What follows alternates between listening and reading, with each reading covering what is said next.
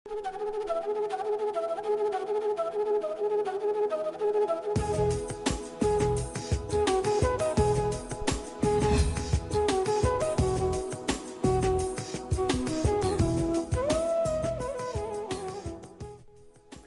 Break के बाद एक बार फिर से आपका स्वागत है। चलिए बढ़ते हैं अगली राशि की ओर, जान लेते हैं तुला राशि वालों का कैसा रहेगा आज का दिन। तुला राशि वाले जातक लोग, आप काफी समय से ऋण प्राप्ति के प्रयास कर रहे थे, तो आज आपको ऋण प्राप्ति हो सकती है और ऋण प्राप्ति से धन संबंधी योजनाएं पूरी होंगी। आर्थिक सहायता प्राप्त होने से कई सारे कार्य सिद्ध हो सकेंगे, परंतु कर्ज लिया हुआ धन आपको समय पर वापस करने का प्रयास करना चाहिए। ऐसी भावना आपको रखनी चाहिए कि आपके पास जैसे कहीं से धन की व्यवस्था होती है, आपके ऊपर जो भी ऋण है आप उसे समय रहते चुका दें। ओम सौम्याय नमः इस मंत्र का 108 बार जाप कर लेना आपके लिए सर्वोत्तम रहेगा। यदि आप शेयर बाजार में इन्वेस्टमेंट करते हैं तो आज शेयर बाजार में इन्वेस्टमेंट मत करिए। खासतौर पर कर्ज पे पैसा लेकर के, ऋण पर या ब्याज पर पैसा लेकर के इन्वेस्टमेंट मत करिए शेयर मार्केट में। यह आपके लिए बहुत बड़े नुकसान की स्थिति को जन्म दे सकता है। और चलिए अब देख लेते हैं आज की तिथि को शुभ बनाने के लिए वृश्चिक राशि वाले आज क्या करें और क्या ना करें। वृश्चिक राशि वाले जातक लोगों के लिए विदेश स्थानों से लाभ प्राप्ति के योग बन रहे हैं। आयात निर्यात अर्थात इंपोर्ट एक्सपोर्ट से जुड़े हुए व्यापारियों को आज अच्छा खासा लाभ मिल सकता है। नौकरी पेशा लोगों के लिए भी समय बहुत अच्छा, बहुत अनुकूल है। ओम स्कंदग्रजाय नमः मंत्र का 108 बार जाप कर लेना आपके लिए सर्वोत्तम होगा। यदि आज की तिथि में यात्रा की कोई योजना है तो उसे टाल देना चाहिए। आज का दिन यात्रा के लिहाज से आपके लिए बहुत अच्छा नहीं है। और अब देख लेते हैं धनु राशि वालों का कैसा रहेगा आज का दिन। धनु राशि वाले जातक लोगों के लिए आज आपकी सामाजिकता में वृद्धि होगी व उसका लाभ भी आज आपको मिल सकता है। खाली बैठना आपको बिल्कुल नहीं पसंद आएगा। जोश, ऊर्जा, शक्ति आपकी देखते ही बनती है। आज की दिनचर्या को शुभ बनाने के लिए ओम स्थूल कंठाय नमः मंत्र का 108 बार जाप कर लेना आपके लिए सर्वोत्तम होगा। संपत्ति या उसके अलावा अन्यत्र कहीं निवेश की यदि योजना हो तो उससे आज थोड़ा सा बचना चाहिए। और अब देख लेते हैं मकर राशि वाले जातकों का कैसा रहेगा आज का दिन। मकर राशि वाले जातक लोगों के लिए आज की तिथि में परिश्रम से ही सफलता संभव है। आज आपके लिए बड़े कार्य आज आपके लिए सिद्ध हो सकते हैं। आलस्य आपको कभी नहीं सुहाता है, तो आज मेहनत और परिश्रम करना चाहिए। बहुत से लोगों के साथ परिस्थितियां ऐसी होती हैं कि जब वो मेहनत कम करें लाभ ज्यादा मिल जाए, लेकिन आज आपके लिए मेहनत बहुत ज्यादा है, तो आज आपको मेहनत में कमी नहीं करनी चाहिए। ओम स्तुति हर्षिताय नमः मंत्र का 108 बार जाप कर लेना आपके लिए सर्वोत्तम होगा। यदि बिजनेस में कोई नया पार्टनर जोड़ना चाहते हैं या किसी साझेदारी में कोई कार्य करना चाहते हैं तो ये जान लीजिए कि ये सारा वेंचर, ये सारी योजना आपके लिए बहुत अच्छी नहीं है, इससे बचना है आपको। और अब बढ़ते हैं अगली राशि की ओर, जान लेते हैं कुंभ राशि वालों का कैसा रहेगा आज का दिन। कुंभ राशि वाले जातक लोगों के लिए आपकी जिम्मेदारियों में इजाफा होगा और कार्यों का बोझ भी बढ़ सकता है। जिम्मेदारी से पीछे ना हटे, मेहनत से काम करें तो बहुत अच्छी सफलता निश्चित है। ओम स्थूल तुंडाय नमः मंत्र का 108 बार जाप कर लेना आपके हित में होगा। काले वस्त्रों के प्रयोग से आज की तिथि में आपको बचना चाहिए।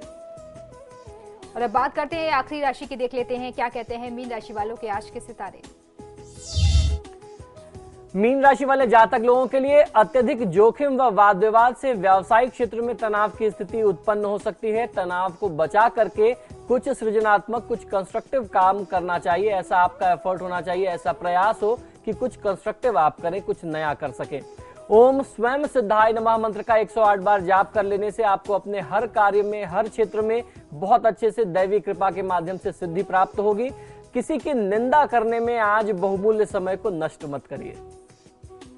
और अभी कॉलर हमारे साथ आजमगढ़ से जुड़ गए हैं, अखिलेश जुड़ गए हैं। अखिलेश, पूछिए अपना सवाल। जी प्रणाम। जी नमस्कार, बताइए।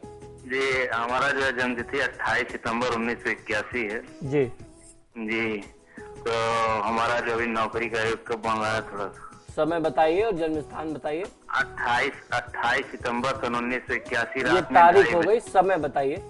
समय 2:30 बजे रात में। जी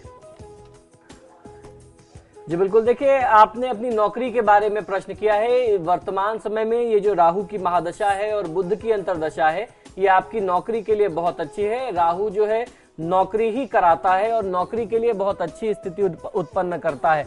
तो वर्तमान समय में आप यदि किसी नौकरी में हैं तो उस नौकरी में रहते हुए आपको प्रयास करना चाहिए।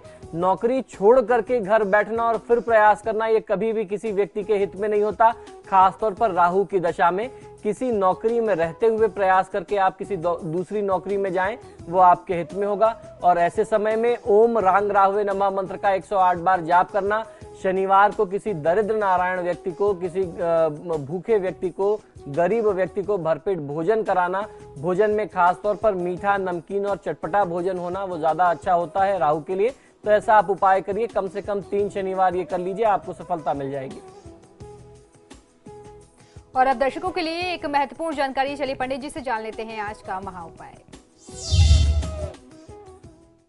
जी बिल्कुल, आज का महा उपाय बहुत ही विशेष है। आज मैं आपको विवाह से संबंधित उपाय बताने वाला हूं, कन्या के विवाह से संबंधित उपाय।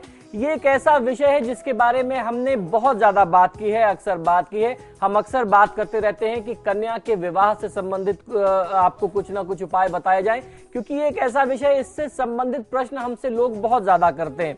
तो आइए आज मैं आपको ये जानकारी देता हूं कि किस तरीके से यदि आपकी कन्या के विवाह में कोई बाधा आ रही है तो आप उस बाधा को दूर कर सकते हैं। किसी भी जातक के विवाह में अनावश्यक देरी हो रही हो तो उस व्यक्ति को सोमवार की सुबह उठ करके सुबह सुबह पीले वस्त्र धारण करके माता पार्वती का ध्यान करना चाहिए। ध्यान करते हुए हिरण्य बीज लगा करके, हिरण्य बीज का संपुट लगा करके 108 बार गायत्री मंत्र का जाप करना चाहिए। ऐसा करते समय यदि आप हिरण्य बीज का संपुट लगा करके गायत्री मंत्र का जाप करते हैं तो चाहे वह स्त्री हो या पुरुष हो, चाहे वह कन्या हो या कोई लड़का हो आपके परिवार में जो विवाह योग्य है और उसकी विवाह नहीं हो पा रहे, विवाह में बार बार बाधा आ रही है, ये बाधा तत्काल दूर हो जाती है। और ये प्रयोग कम से कम 45 दिन से लेकर के 90 दिन तक किया जाना चाहिए। ऐसा करने से बहुत अच्छा लाभ मिलता है। देखिए, आपकी टेलीविजन स्क्रीन पर ये मंत्र भी आ रहा है, किस प्रकार से आपको इसे उच्चारित करना है। आप इसे बहुत सावधानी से देखिए, समझिए और लिख लीजिए। एक बार मैं आपकी सुविधा के लिए उच्चारित कर देता हूं। ह्रीं ओम भूर्भुवस्सुवः तत्सवितुर्वरेण्यं भर्गो देवस्य धीमहि धियो यो नः प्रचोदयात्। ह्रीं, इस संपुट को लगा करके अर्थात ह्रीं संपुट का प्रयोग करके गायत्री मंत्र का यदि प्रयोग किया जाए, गायत्री मंत्र की साधना की जाए तो निश्चित तौर पे विवाह में आ रही किसी भी प्रकार की बाधा को दूर किया जा सकता है। और जब आप इस साधना को कर रहे हो तो आपको ध्यान ये रखना चाहिए कि आप सफेद वस्त्र धारण करके ही इस प्रयोग को करें, इस साधना को करें। और इस साधना का सबसे अच्छा लाभ ये है कि ये आवश्यक नहीं है कि जिस कन्या या जिस पुरुष, जिस लड़के की कुंडली में कोई ऐसा दोष है जिसके विवाह में बाधा आ रही हो, वो ही इस साधना को करे। परिवार का कोई भी सदस्य उस व्यक्ति के लिए संकल्प लेकर के इस प्रयोग को कर सकता है। अगर आप ऐसा करते हैं तो बहुत अच्छा लाभ मिलता है। मैंने बताया आपको 45 दिन से 90 दिन तक ये साधना की जानी चाहिए और प्रत्येक दिन में 11 माला कम से कम आपको इस मंत्र का जाप करना चाहिए, तब कहीं जाकर के आपको इसके शुभ परिणाम फलित होते हैं। तो दर्शकों, आपका बहुत बहुत शुक्रिया हमें कॉल करने के लिए और पंडित जी ने जो महा उपाय बताया, अगर यकीनन आप उसको करते हैं तो जो आपकी विवाह से जुड़ी हुई जो समस्याएं हैं वो पूरी तरीके से दूर हो जाएंगी। तो पंडित जी, आपका बहुत बहुत शुक्रिया, मैं स्टूडियो में आया इतनी महत्वपूर्ण जानकारी। धन्यवाद। तो इसी के साथ आपके सितारे में फिलहाल इतना ही। खबरों के लिए देखते रहिए समाचार प्लस। नमस्कार।